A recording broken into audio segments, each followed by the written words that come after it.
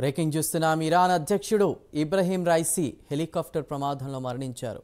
అజర్బైజాన్కు వెళ్లి వస్తుండగా ఈ ప్రమాదం జరిగినట్టు ఇరాన్ ప్రకటించింది.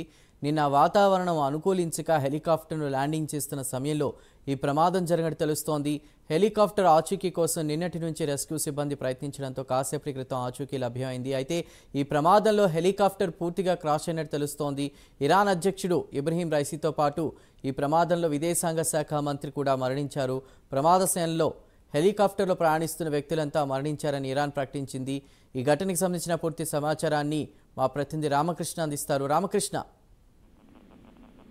ఇక ఇరాన్ అధ్యక్షుడు ఇబ్రహీం రైసీ ఈ రోజు హెలికాప్టర్ ప్రమాదంలో మృతి చెందారు. గత రాత్రి ఆయన ప్రయాణిస్తున్న హెలికాప్టర్ అజర్బైజాన్ లో ల్యాండ్ అవుతుండగా భూమికి గట్టిగా తగిలి చాపర్ పేలిపోయింది. ఈ ప్రమాదంలో అధ్యక్షుడితో పాటు విదేశాంగ మంత్రి పలువురు అధికారులు కూడా మృతి చెందిన సమాచారం అంటుంది. అయితే ఈ అంశాన్ని ఆ దేశ మీడియా ఇంకా ధృవీకరించాల్సి ఉంది. అరస్ నదిపై రెండు దేశాలు కలిసి నిర్మించిన డ్యామ్ ను ఆయన Azerbaijan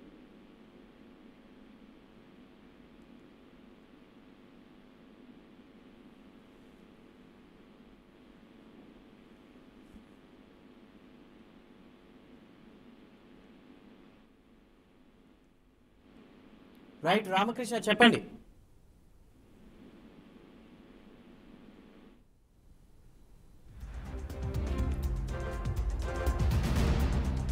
right Ramakrishna, thank you.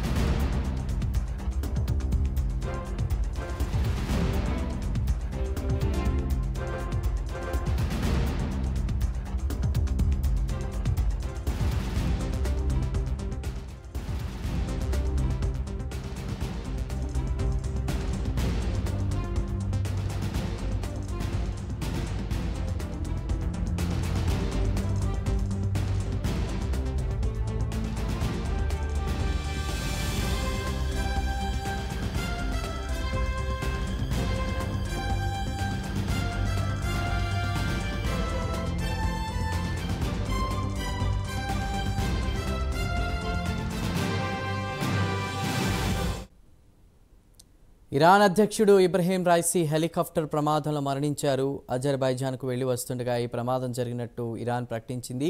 ఇక నిన్న వాతావరణం అనుకూలించక హెలికాప్టర్ను ల్యాండింగ్ చేస్తున్న సమయంలో ఈ ప్రమాదం జరిగినట్లు తెలుస్తోంది.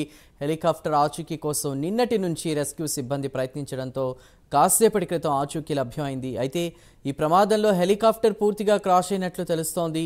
ఇరాన్ అధ్యక్షుడు ఇబ్రహీం రైసీతో పాటు ఈ ప్రమాదంలో విదేశాంగ శాఖ మంత్రి కూడా మరణించారు. ప్రమాద సమయంలో హెలికాప్టర్లో ప్రయాణిస్తున్న వ్యక్తులంతా కూడా మరణించారని ఇరాన్ ప్రకటించింది.